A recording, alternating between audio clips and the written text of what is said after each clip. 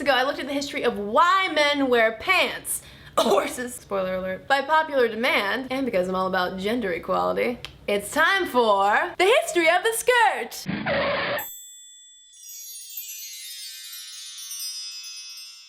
As I mentioned in Why Do Men Wear Pants, skirts are the second oldest article of clothing in human history, predated only by the loincloth. Before men started wearing pants, everybody was wearing some kind of skirt, whether it be in the form of a tunic or toga or kilt, etc. But why by the 18th century, give or take, when pants had taken on the role as the below-the-belt uniform of masculine, manly men, did women just continue to wear skirts? Back in the day, skirts were not fun to wear. They were heavy, hot, confining. You have things like bustles, petticoats, cage crinolines, and corsets, all of which compressed the female body into these exaggerated silhouettes. The more impractical the skirt, the harder it was to move, the wealthier and more socially esteemed that woman would be. So in a way, you can see how these skirts and dresses of the time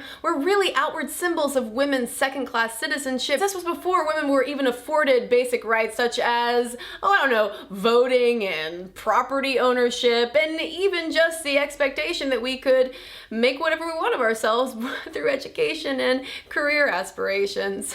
And moving from the symbolic to the more tangible, these heavy floor-length skirts were literally health hazards to women who wore them, because not only did they sweep up trash and vermin and all sorts of gross things, they also pose risks of catching on fire. Some women actually fell from tripping on their skirts while walking downstairs. Oh, and not to mention, yeah, the breathing issues with corsetry. There was even in the mid-19th century something called the rational dress movement that said, ladies, it is time for you to throw off your oppressive garments and start wearing something more practical for your own health. And a woman named Amelia Bloomer, who in 1851 debuted this scandalous outfit, ankle-length bloomers, which were essentially like hammer pants underneath an ankle-length skirt. Not okay at the time when, for instance, pianos were covered to the floor so that their suggestive legs would not be shown. Fast forward a few decades to the late 1800s when the bicycle became really popular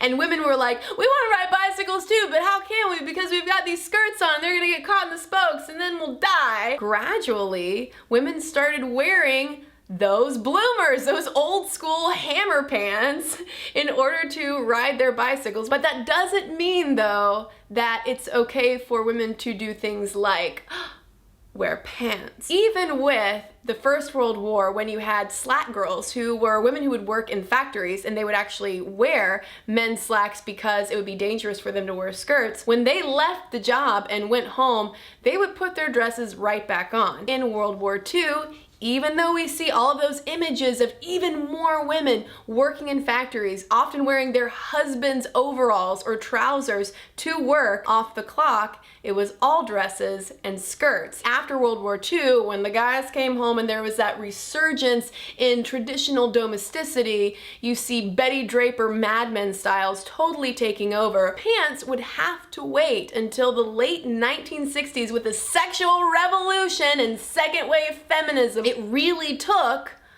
a revolution in how men and women got along in mainstream society for it to be okay for women to wear pants whenever they wanted. And if you don't believe me, here's one final fact that blew my mind. It wasn't until April of 1993 we have the very first female senator to wear pants on the Senate floor. And even today, when you think about skirt fashions, whether it's a mini skirt or a pencil skirt or a maxi or whatever you choose, those seemingly simplistic garments are often loaded with all sorts of meanings, whether it's armchair economists trying to insist that the hemline somehow reflects something about the stock market, or someone saying that, oh, well, your skirt's too short and you're showing too much leg, so you're asking for it, or someone saying, hey, that skirt's too tight to wear into the office.